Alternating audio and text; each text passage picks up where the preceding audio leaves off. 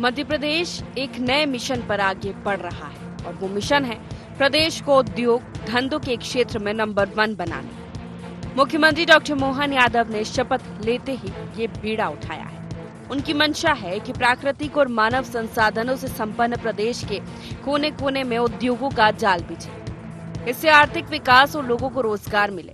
इसके लिए मुख्यमंत्री ने साल 2025 को उद्योग वर्ष घोषित कर रखा है। प्रदेश के आंचलिक मुख्यालयों में रीजनल इंडस्ट्री कॉन्क्लेव आयोजित किए जा रहे हैं। उज्जैन और जबलपुर में कॉन्क्लेव हो चुके हैं, बाकी जगह होने वाले हैं। साल की शुरुआत में भोपाल में ग्लोबल इन्वेस्टर्स समिट होगा। इससे पहले मुख्यमंत्री डॉक्टर मोहन यादव देश विदेश के दौरे पर निवेशकों को न्योता दे रहे हैं। निवेश, नवाचार और विकास के फॉर्मूले पर आगे बढ़ रहे मुख्यमंत्री उद्यमियों को भरोसा दिला रहे हैं कि उन्हें उद्योग स्थापना के अनुकूल सभी सुविधाएं मुहैया कराई जाएंगी। तमिलनाडु और मध्य प्रदेश में कई समानताएं हैं। कोयम्बटूर और त्रिपुर को आप सबने संपूर्ण एशिया के सबसे महत्वपूर्ण वस्त्र मैन्युफैक्चरिंग केंद्र के रूप में स्थापित किया है। ऑटोमोबाइल, ऑटो कंपोनेंट निर्माण के क्षेत्र में भी कोयम्बटूर संपूर्ण तमिलनाडु को आप सबने महत्वपूर्ण मैन्युफैक्चरिंग हब के रूप में ख्याति दिलाने का काम किया है। हमारे मध्य प्रदेश में भी टेक्सटाइल, गारमेंट इंडस्ट्री, ऑटोमोबाइल और इंजीनियरिंग उद्योग तेजी से विकसित हो रहे हैं। मध्य प्रदेश में निवेश करके आप अपने व्यापार व्यवसाय को नई ऊंचाई तक पहुंचा सकते हैं। पहले मुंबई और उसके बाद तमिलनाडु के कोयम्बटूर में मुख्यमंत्री ने उद्योगपतियों से 1-to-1 चर्चा की। तमिलनाडु में textile, IT park, health, garment, engineering के क्षेत्र में निवेशकों को न्योता दिया है। मुख्यमंत्री की कोशिश है कि दक्षिण के राज्यों की तरफ उद्योग स्थापित हो जो स्थानीय किसानों और अन्य उत्पादकों को बेहतर बाजार दे सके, साथ ही ज्यादा से ज्यादा रोजगार भी सृजित हो। साथ ही एजुकेशन और हेल्थ सेक्टर में निवेश बढ़ाकर वो बेहतर शिक्षा और स्वास्थ्य सुविधाएं बढ़ाने की कोशिश में भी है। लेकिन विपक्ष इस पर सवाल उठा रहा है। विपक्ष का कहना है कि ये सरकार कर्ज के भरोसे चल रही है। डबल इंजन का फॉर्मूला फेल हो गया है। ऐसे में अब उन्हें उद्योगपतियों से आस बची है, लेकिन ये कवायद भी दिखावा है। विपक्ष इससे पहले हुए निवेशक सम्मेलनों का हवाला देकर सवाल कर रहा है कि इससे पहले जो करार हुए इनमें कितना निवेश मध्य प्रदेश में है। मध्य प्रदेश के मुख्यमंत्री डॉक्टर मोहन यादव जी तमिलनाडु गए हुए हैं दौरा करने के लिए, उद्योगपतियों को आमंत्रित करने के लिए। पहली बार सुन रहा हूं कि रोड शो में उद्योगपति मिल जाते हैं। हो सकता है मोहन यादव जी ने कोई नया रास्ता निकाल रखा हो। टेक्सटाइल इंडस्ट्रीज के बारे में उन्होंने तारीफ की है। उद्योगपति आपके रोड शो से, आपके संपर्क से नहीं आएंगे। उद्योगपति आते हैं इंफ्रास्ट्रक्चर से, सड़क, पानी, बिजली, रोजगार के साधन उपलब्ध होने पर आते हैं। इन सब की व्यवस्था करिए। मोहन यादव जी सिर्फ दौरा करके अपनी खाना पूर्ति कर रहे हैं कि उन्होंने यहाँ दौरा कर लिया, वहां रोड शो कर लिया। इससे उद्योगों का बढ़ावा नहीं होता है। इसमें सिर्फ अपनी खुद की वाई लूटने का काम होता है। मध्य प्रदेश विकास की दिशा में तेजी से आगे बढ़ रहा है। मध्य प्रदेश की विकास दर देश में सबसे तेज है, लेकिन इसमें मुख्य योगदान कृषि क्षेत्र का है, जबकि उद्योगों के खनिज समेत तमाम प्राकृतिक संसाधन मध्य प्रदेश में मौजूद है। सीएम डॉक्टर मोहन यादव इस कोशिश में है कि मध्य प्रदेश में औद्योगिक क्रांति आए, जिससे प्रदेश की इकोनॉमी को बूम मिले, रोजगार के अवसर भी बढ़े। देखना ये है कि इनके लिए उनका निवेश, नवाचार और विकास का फंडा कितना कामयाब होता है। Bureau report, IND 24।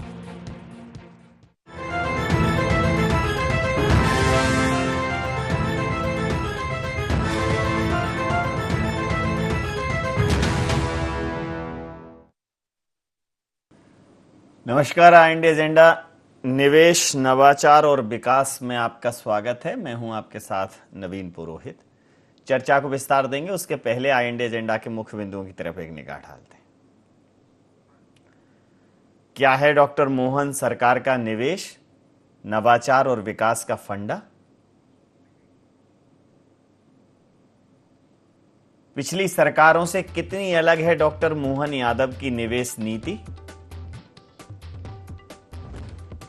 Invest Madhya Pradesh से कितना आगे बढ़ सकता है मध्य प्रदेश? कांग्रेस को कहां से नजर आ रही डॉक्टर मोहन सरकार की निवेश नीति में खोट?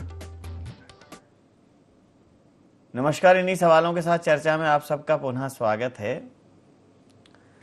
मध्य प्रदेश में औद्योगिक क्रांति लाने के लिए मोहन सरकार ने कसम खा ली है, कमर कस ली है। एक नया कॉन्सेप्ट लाई कि रीजनल इंडस्ट्री कॉन्क्लेव करेंगे, प्रादेशिक स्तर पर ही नहीं बल्कि आंचलिक स्तर पर जाके निवेशकों को आकर्षित करेंगे। साथ ही प्रदेश से बाहर रोड शो करेंगे। प्रदेश से बाहर जो बड़े उद्योगपति हैं या प्रदेश के बाहर जहां बड़े औद्योगिक क्षेत्र हैं, वहां जो बड़े उद्योग धंधे हैं, जहां उद्योगपतियों ने बड़ा इन्वेस्टमेंट किया है, उनके एक्सटेंशन को मध्य प्रदेश लाने की कोशिश करेंगे। कुल मिलाकर मध्य प्रदेश में कैसे निवेश आए, मध्य प्रदेश का औद्योगिकरण कैसे द्रुत गति से आगे बढ़े, इसके लिए वो कोई कोर कसर नहीं छोड़ रहे हैं। और इसी क्रम में मुख्यमंत्री मोहन यादव कोयम्बटूर गए। उसके पहले बॉम्बे में उन्होंने निवेशकों से बात की थी। मध्य प्रदेश और बॉम्बे, मध्य प्रदेश का जो इन्वेस्टमेंट काउंटर है, मध्य प्रदेश का उद्योग कार्यालय है, वो तमिलनाडु के कोयम्बटूर में भी खुलेगा, बॉम्बे में भी खोला जाएगा, जहां वन विंडो सॉल्यूशन मिले। कुल मिलाकर नए नवाचार कर रहे हैं और हर वो कोशिश कर रहे हैं जिससे मध्य प्रदेश में निवेश का रास्ता जो है वो और सुगम हो। तो इसी मुद्दे पर करेंगे चर्चा। हमारे साथ चर्चा में शामिल हैं जितेंद्र मिश्रा जी, प्रवक्ता हैं मध्य प्रदेश कांग्रेस के। राजपाल सिंह सिसोदिया जी, प्रवक्ता मध्य प्रदेश भारतीय जनता पार्टी के हमारे साथ हैं। देवदत्त दुबे जी, वरिष्ठ पत्रकार हमारे साथ हैं। तो मिश्रा जी, आपको कांग्रेस को खासकर ऐसा लग रहा है कि कुछ है नहीं, मतलब सब शिगुफा है, वही पुरानी कहानी है, ऐसा क्यों? नवीन जी,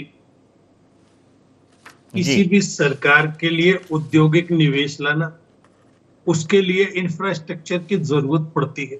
और भी प्रदेश हैं जहां पर निवेश आया है और भारत के अन्य प्रदेशों की तुलना में वो मजबूती के साथ आर्थिक रूप से खड़े हुए हैं। लेकिन आप विचार करेंगे कि उन्होंने कैसे निवेश को लाने का काम किया, कैसे इन्वेस्टमेंट को लाने का काम किया।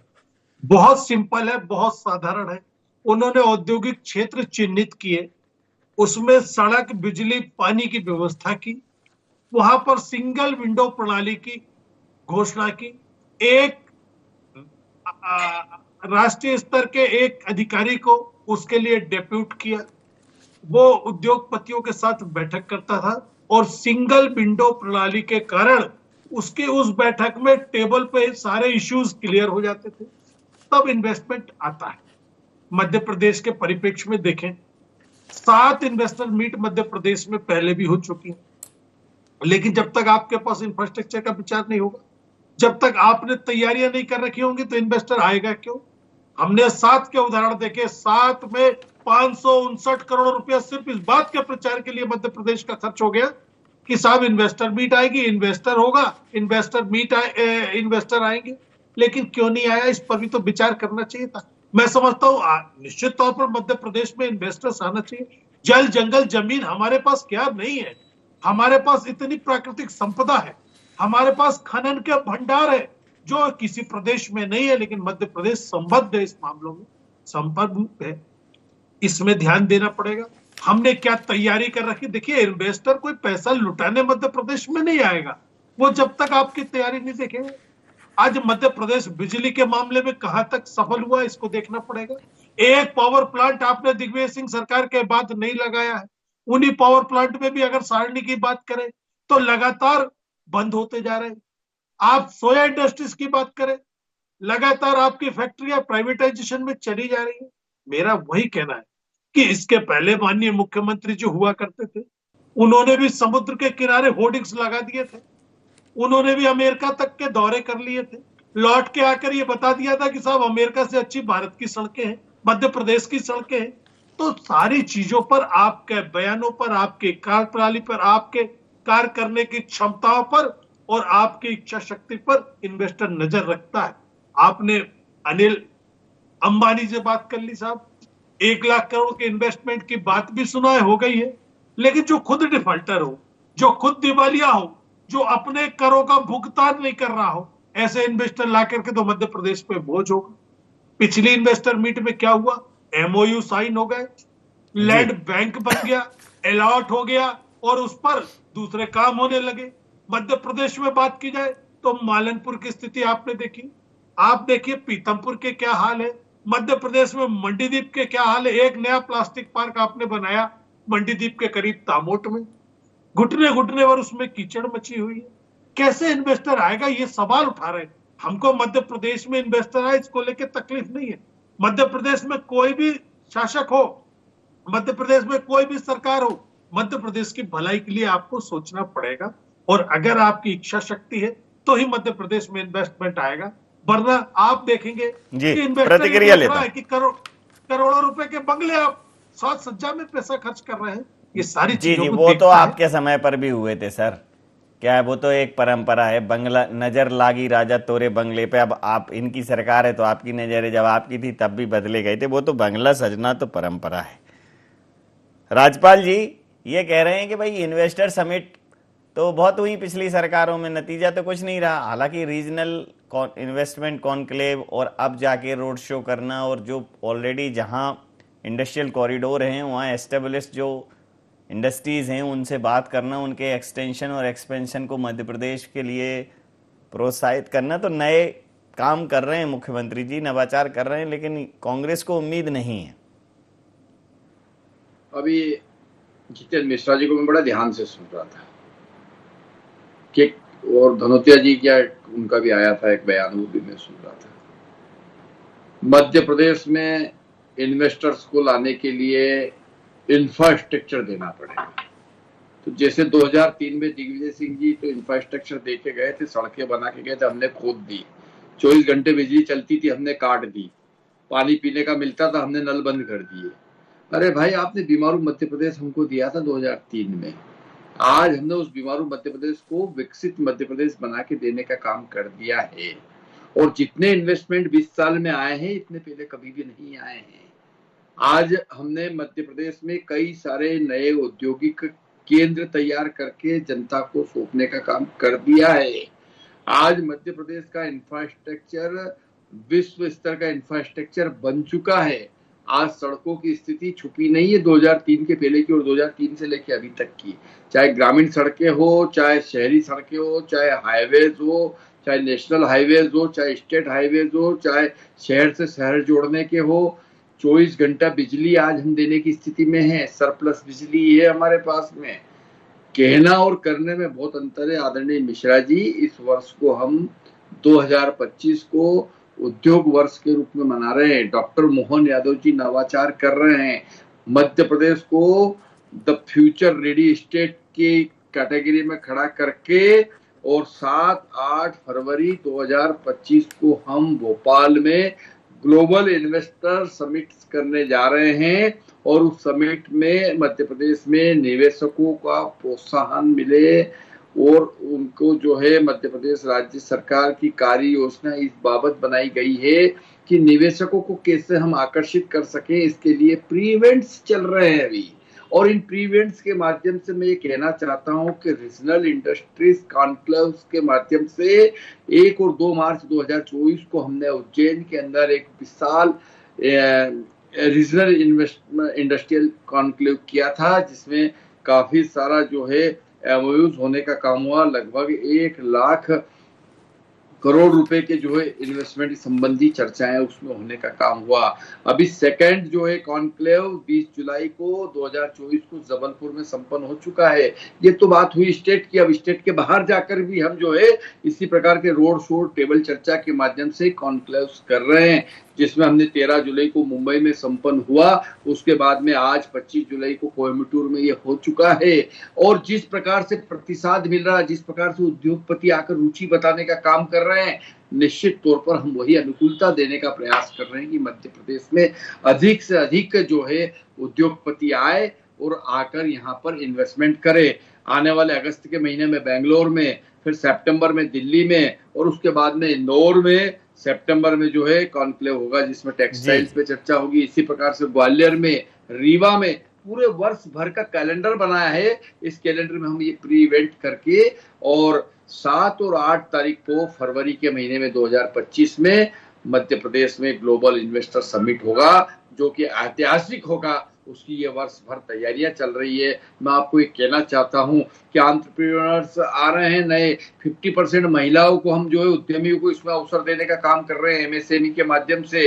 और मध्य प्रदेश में जो निवेश है वो बहुत विशेष तरीके से इस बार आने का काम हो रहा है। और ऐसा नहीं कि पिछली इन्वेस्टर समिट्स का कोई रिजल्ट नहीं निकला है, परिणाम आया है। और परिणाम आने में टाइम लगता है, ये बड़े बड़े उद्योग स्थापित होने में समय लगता है। निश्चित तौर पर आज हम ये कह सकते हैं कि मध्य प्रदेश उद्योग की दिशा में अब चल पड़ा है। और जो शुरुआत हमने की, जो शुरुआत हमारी पूर्ववर्ती सरकार ने की, 20 साल से जिस काम को हमने लिया है हाथ में, वह काम पूर्णता की ओर बढ़ रहा है। आज हमारे चारों ओर जहां हमारी नजर जाती है वहां पर नए नए औद्योगिक केंद्र स्थापित हो रहे हैं। प्लास्टिक का जो है क्लस्टर है, हमारे उज्जैन में पोहा क्लस्टर है, उद्योग की टेक्सटाइल क्लस्टर है, तमाम अलग अलग तरह के क्लस्टर्स जो है प्रदेश में स्थापित होने का काम हो रहा है। और प्रदेश भर में जो है पूरे देश से और विश्व से लोग आकर यहाँ पर इन्वेस्टमेंट करने का अपना मन बना रहे हैं। निश्चित मानिए आप कि हम इस प्रकार का कोई फिजूल का काम नहीं कर रहे हैं। जैसा माननीय प्रतिक्रिया लेता 27 करोड़ फिजूल का क्यों आईफा पे उड़ाने का फिजूल तो वैसे ही नहीं कहे, फिजूल की बात ही नहीं। देवदत्त दुबे जी, देखिए ये इन्वेस्टर समिट था या जब कमलनाथ जी की सरकार थी तो वो मैग्निफिसेंट एमपी, उसका नाम मैग्निफिसेंट एमपी, अल्टीमेटली इवेंट वो भी था। इन्वेस्टर से बात तो करनी पड़ेगी। और जैसे किसी एक इन्वेस्टर की एक सक्सेस इंडस्ट्री अगर किसी दूसरे स्टेट में है और वो डेवलपमेंट करना चाहता है तो कह सकते हैं कि देखिए आप एस्टेब्लिश इन्वेस्टर हैं, बड़े इंडस्ट्रियलिस्ट हैं, आप हमारे यहाँ लगाइए, हम भी आपको देते हैं। जब मुख्यमंत्री स्वतः पहुँच के ऐसी बात करेंगे तो एक विश्वास जागता है। रही बात इंफ्रास्ट्रक्चर की, तो मध्य प्रदेश में पर्याप्त लैंड पूल है और मध्य प्रदेश को इस तरफ भी ध्यान देना पड़ेगा कि जो पहले के इंडस्ट्रियल कॉरिडोर हैं, चाहे मालनपुर हो, पीथमपुर हो, इवन अन्य जो भी, उन सब जगहों पर वो सारे मालनपुर, पीथमपुर, उन जगहों पर क्या है कि वो इंडस्ट्रियल कॉरिडोर बीमारी का शिकार है। आधे से ज़्यादा मशीनरियाँ, आधे से ज़्यादा फैक्ट्रियाँ वहाँ कहीं ना कहीं बंद हो रही हैं, तो उनको भी पुनर्जीवित किया जाए। क्या कहेंगे? देखिए, किसी भी सरकार के लिए टेम्पो बनाना होता है और उसके लिए मुझे लगता है कि ये जो इन्वेस्टर मीट का गियर है, इससे पिकअप जल्दी आ जाता है। लक्ष्य पे, गंतव्य पे कब पहुंचेगी गाड़ी, ये तो बात की चीज़ है, लेकिन शुरुआत में एक टेम्पो दिखाई दे रहा था कि सरकार एक काम कर रही है, क्योंकि हमने बहुत सारी इन्वेस्टर मीट भी देखी है। तो ये बस उसकी सतत मूल्यांकन की ज़रूरत है और उसके उस भाव को समझने की कि हम जिस भाव से इससे रोजगार बढ़ेगा, निवेश आएगा प्रदेश में तमाम तरह की अनुकूल परिस्थितियां हैं। जमीन के अंदर आप देखेंगे विश्व प्रसिद्ध हीरा पन्ना भी मध्य प्रदेश में ही है।